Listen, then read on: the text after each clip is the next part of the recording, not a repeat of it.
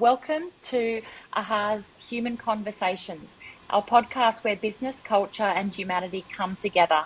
I'm Katrina Taka, and today we are exploring something really different, a different framing on leadership, one that's grounded in nature, presence, and also the quiet wisdom of the herd. Not heart, herd. I'm joined by Jacqui Parshall, one of our coaches and a leadership specialist, and only one of a handful of certified TeachingHorse practitioners in all of Australia. Jacqui works with leaders, teams, both individually and collectively, using that principle of herd behaviour, as well as bringing together clarity, connection, safety, which is an important concept, and shared leadership to reveal what's really happening below the surface of a team. What I find fascinating is, there are so many leadership programs out there, and it's all speaking and storytelling. But of course, this is an environment where it's about the unspoken, isn't it? It's unspoken dynamics and energy and the way that people influence each other without saying a word. So I think this is a great conversation for us to be having at this time of year.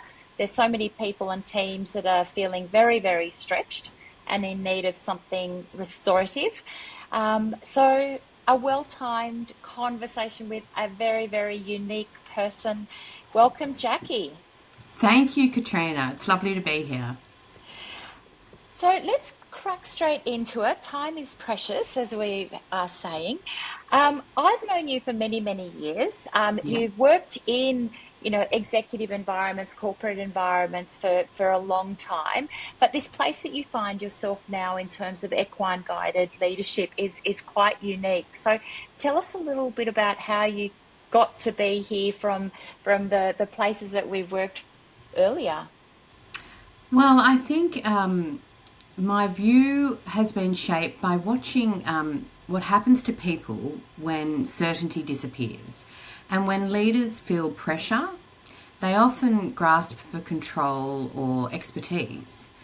Whereas horses do the opposite. They pause and they discern and they respond to what's real in the moment, not what they wish was happening. And so working with horses has revealed this incredible truth that nature has already mastered what humans are still trying to work out. And herds have created these healthy, sustainable communities for millions of years. And they make decisions through shared leadership, not hierarchy. And that realization changed everything because it showed me that leadership is not a title, it's actually a collective responsibility. Wow. So maybe I think what would be helpful right now is, can you just give us a little illustration of how you do this and how you work? And I will get on to the next question soon, but I think it would be helpful for people just to get a mental vision of what you're doing. Are you riding the horses, for example? I think is a question you often get asked. Like, how are It's you doing this work? correct. That's a very common question, and all our work is based on the ground. And basically, the horse is just your partner in the arena. It's accessible to everyone. And as you said in your introduction, it's all about keeping everyone safe, both horses and humans. And it's the interaction that you have with the horses on the ground that reveals so much. And the horses only respond to you being congruent and authentic. And so you have to learn how to adjust your behavior to understand those principles with the horse. And basically, you're speaking horse. Mm. Within a few hours, you have learnt how to communicate with a completely different other sentinel being. It's wonderful. That's amazing. You're dealing with people who are so used to giving directions, I'm assuming verbally, that this must put them in a completely other space when that is not going to work in this environment. That's right, yeah. And this work is experiential. So it's being in your body as well as in your mind. And it takes you out of the boardroom where everything is focused on your thoughts, and it's actually learning how to feel things just as much as think them. Mm. And one of the core themes I know that you focus on is how to you restore energy for sustainable performance. Now, I think a lot of times when people think about high performance, their brain wouldn't have gone into this environment of working with horses. So how do you explain that? So you're presented with a leader who's exhausted, tired, normally they push through. How do you do this work of restoring energy in your environment, in your context with the horses? That's a great question, actually. Horses and horse herds live in dynamic motion. And Hmm. so they rest when rest is needed and they conserve energy because leadership requires fuel. Whereas humans, we often do the opposite. We run until our tank is dry. Mm. And so I explain that burnout isn't a weakness, it's actually a signal. So Mm. it's just like if your fuel light goes on in your car. You can Mm. keep driving, but there'll be a cost. And so when leaders try to perform on depleted energy, everyone can feel it. There's Mm. no strategy, there's no skill, there's no agenda that can compensate for an empty tank. But when leaders restore their energy intentionally across the four dimensions of physically, emotionally, mentally, and spiritually, something changes. They gain clarity, Mm. they make better decisions, their presence becomes steadier, and their teams feel safer. And because horses live in dynamic stability, they move, pause, rest, and reset constantly. And that's what allows them to respond to uncertainty with grace Mhm. instead of panic. Mm. And that's what allows us to lead sustainably too. Wow. So is that what that concept you've mentioned dynamic stability a couple of times? Is that what that means that they're moving but also at peace when they need to be, or what does it actually Yes. mean? Yeah. So rather than panicking and rushing into something, you'll Mm. notice if you observe horses that they pause and there's this moment of discernment. So Mhm. they're assessing the situation and thinking, how much energy do I need to bring to this? Is it a bushfire raging over a hill that we have to run away from really quickly? Mhm. Or is it a barbecue that someone's having down the road? Mhm. So all of their senses are highly attuned to what's going on in their environment and they're assessing that environment all the time. I'll give you an example for example, of the four dimensions of restoring your energy. So we all know physical energy. Mhm. So we all know rest is the most familiar one. So a deep sleep or a nap or even a pause between meetings, going outside for 5 minutes and getting away from your computer. So without physical rest, your body can't carry you. But then there's emotional rest. So Mhm. this is when you stop performing and you let yourself be honest and you say, actually, I'm not fine. Mm. And you connect with someone who doesn't need anything from you and just want to be human. And I think leaders often skip this emotional rest because they think that it makes them weak. Mm. But in reality, emotional rest creates capacity for empathy, for Mm. clarity and connection. And then there's mental rest, giving your brain space to stop analysing and solving and Mm. predicting. And that's the white space between thoughts. And that can look like silence, Mm. or sometimes it's a light TV show, a reality show that you're just watching, or a repetitive task that Mm. frees up that mental bandwidth. Mm. And finally, there's spiritual rest, which aligns you with meaning. So it reconnects you with your purpose Mm. and your values and your sense of contribution. And horses thrive because everything they do is aligned with the well-being of the herd. And Mm. humans need that alignment too. So we can find spiritual rest through nature or through Yep. creativity or through Mm. service or through religion. There's Mm. many different ways. Yeah. And I think it's a very common thing that people think, that moment of rest or recovery is, as you said, it's a weakness. It's almost like you hide it, like you Mm. rest at home, or you don't tell people you're resting or need a rest, because as though it would be like a negative, I've got to be always on. But Yes. you can't hide that if you're in a Mm. different environment. Whereas I think we do a lot of effort to like hide that humanness of people and the need to do that. Yes, yeah. And I spoke to a CEO the other day, and she said, "Oh, I'm old school. Mm. I just keep pushing." And I Ah, thought, is that old school or is that just a learnt behaviour? Imagine yeah. if you reframe that. Mm. What would that look like if you actually allowed yourself 5 minutes Mm. between meetings? Yeah, I found that a really interesting comment. Absolutely.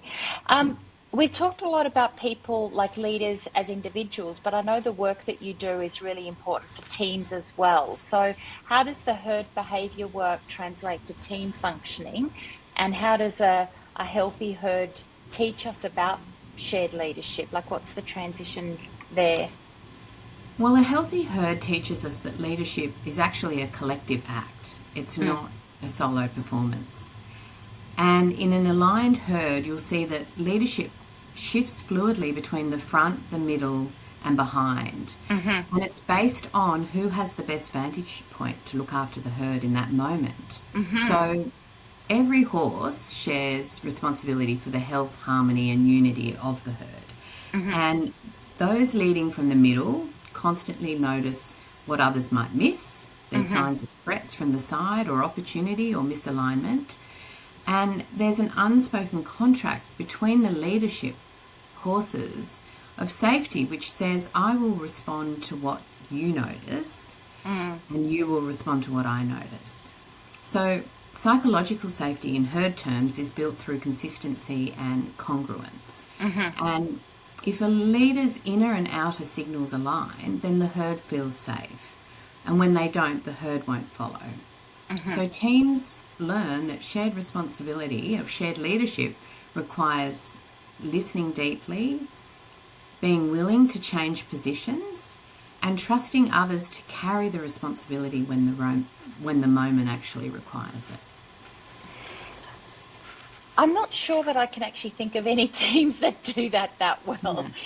yeah. Um, is it something that you see then play out in the arena? So this is how does that unfold? Well, exactly. And so part of the course is actually modelling this diamond model of shared leadership that we see Okay. in the herds. Mm. And so we put the humans in the roles of leading from the front, where your focus, you realise, is looking ahead Mm-hmm. and looking the direction that you want to go, which you could relate back to the CEO of the firm. Mm. Leading from the middle, where you've got your CFO and your CPO, Mm-hmm. where you're aligning the business, you're aligning the team, and then leading from the back, um, where you've got the COO, where you can see the whole perspective. Mm. So everyone has a role to play, but those roles can actually you can step into each role when Mm-hmm. needed. And so learning that you're not alone and you are a cohort and a collective is actually far more empowering. In that example that you just gave us, how do people normally react? Like, do you find that people want to go and stand in a particular position because they think that's where they're going to be the best? And does that give them a surprise or? Exactly, yeah. Yeah.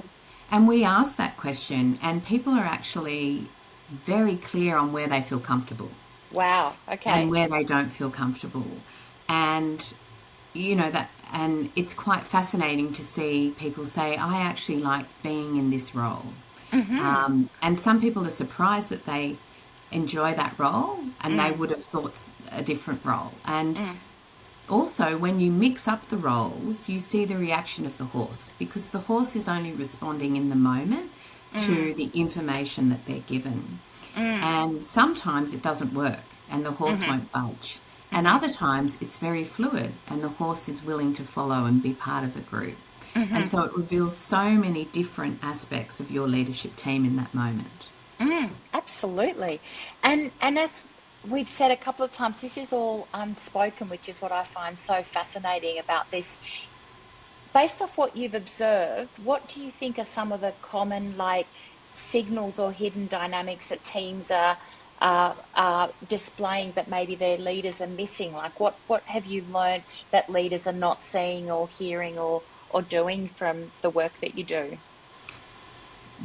Well, actually, there are so many dynamics that leaders often overlook. So, for example, energy mismatch, someone saying, I'm fine, while their body signals that they're depleted. And we talk about, even though it's unspoken, we communicate through our spoken words, but if our body is not saying the same thing, everyone looks at body language over what you're actually saying.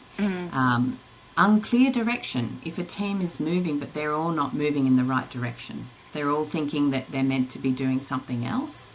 Another thing that leaders often overlook is incongruence. So, for example, a leader who says that they're open to feedback and yet physically retreat or tighten up when they're challenged.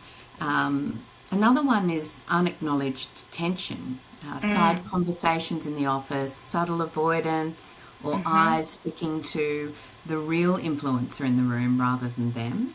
And then another one we see is disconnection, people going through the motions without an emotional presence. Right.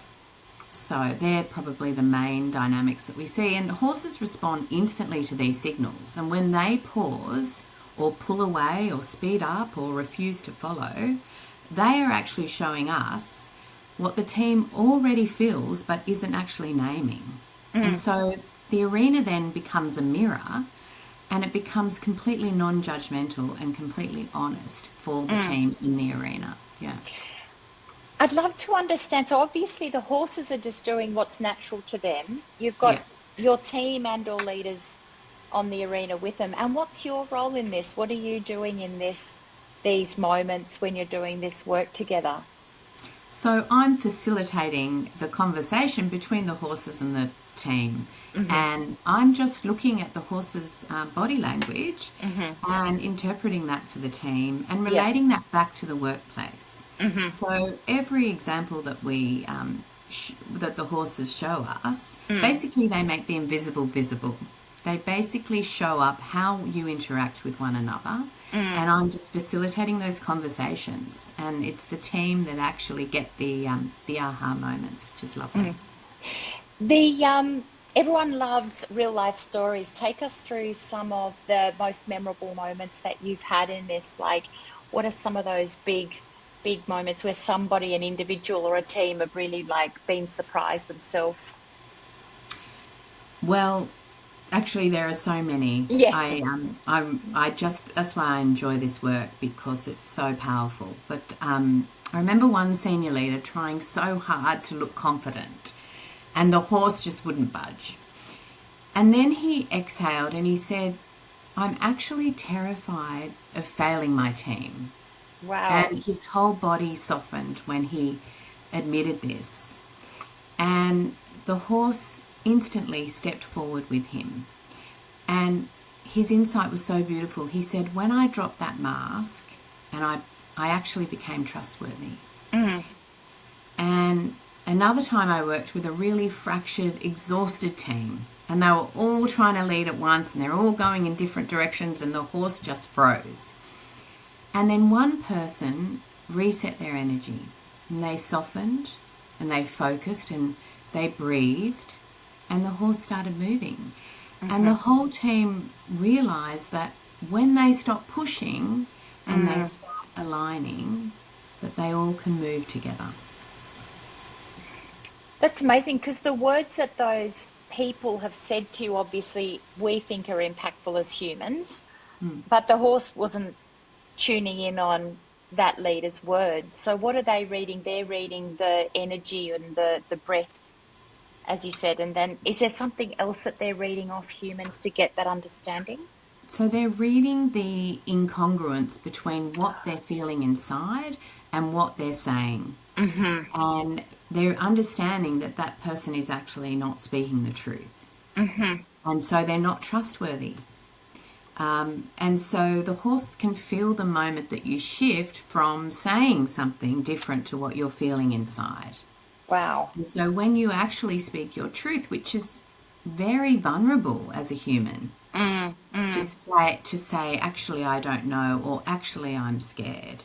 A lot of people are frightened, and working with a large animal. A lot of people have stories around horses from when they were growing up.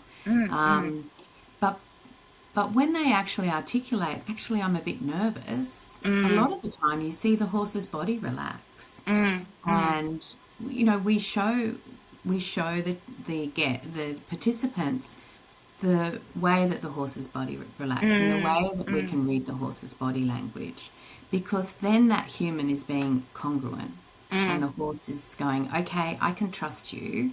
You can lead me now. Yeah. And teams look at that too. That's what they look in their Absolutely. leader. Yeah. That's right. It's the most beautiful analogy. Like, what humans are doing exactly the same thing, aren't they? So they're looking at someone saying, I'm fine, or I've got this, or not saying what they're really thinking. But the moment that that person says, I'm nervous, or I'm a bit sad, or I'm a bit exhausted, everyone goes, you Yes. finally, caught it Yeah. for what it is. That's right. So it's a time when people are feeling quite pressured. We're in December and it's busy and everyone's a bit fatigued. I don't think I've met anybody this week who hasn't said they're tired. So what are you tending to see in teams at, these sorts of crunch points at the end of the year? And what should leaders be looking out for and reading from their team's dynamics? I think, I think we'll all agree with this. There are probably three main things: is everything at work feels urgent. You've got to get it all done. Yeah. And people are emotionally depleted. They're exhausted. It's the end of the year, and their attention becomes scattered between work and home and preparing for holidays and the end of the year. And so leaders can recognise early signs by watching for short tempers and withdrawals, reduced creativity and curiosity, quick decision making that avoids deeper thinking, disconnection from purpose, that's a big one, and that increased, let's just get it done sort of energy. And if you relate this back to the herd, this is when the herd loses rhythm. And so leaders push too hard from the front and from the middle. They stop noticing the lateral threats. And those leaders at the back of the herd either feel disconnected or overcompensate. And so I think leaders' jobs in December is to bring the herd or the team back to coherence rather than drive harder. So obviously I'd love everyone listening to come and experience this in person, but are there simple techniques or tactics that you learn from these scenarios that people can bring into their everyday life to give them that higher sense of clarity or calmness? Like, what can people take out from that and implement today or tomorrow? That's a great question, actually. And there's a really, really simple 2-minute attention reset that they can do. So at the beginning of a meeting, rather than diving straight into the agenda, is actually ask everyone to notice themselves, see how they're feeling, check in with how they're feeling, how fast their brain is going, feel their feet on the ground, notice the energy of each other in the room, and then also notice what's happening in their environment. Notice what's happening outside their office, outside their meeting, and just take a breath. And horses do this constantly, and what it does is it actually resets the energy, and it reconnects you to one another, and it shifts the pace back to that pace that reflects reality. Very simple. Even as you spoke that through, I could virtually imagine that's exactly what a herd of horses, as you said, do. They twitch their beautiful little ears and assess the situation. But how different is that to normally someone coming in at last minute into the meeting? Okay, we've got 45 minutes, we've got a big agenda, like, let's go, go, go. We've got plenty to do. Who's got another meeting coming up? That's a completely different way to start a team Yes. meeting. Yeah. Yeah. And imagine if we did that, you know? Your team would feel so supported and trusted. Yeah. And it would all be, as you said, collective. Everyone's Mm. tapped into that. Everyone's got a place rather than cowering at the back of the room going, oh, I'm not up to this today, but I'm going to have to pretend. It's such a reframe on that normal sort of group think that happens in a office based environment in that sort of a situation. And I'm guessing, does what you just said translate online as well? Because we're in this It massive does. online environment. So this isn't only face to face work. No, no.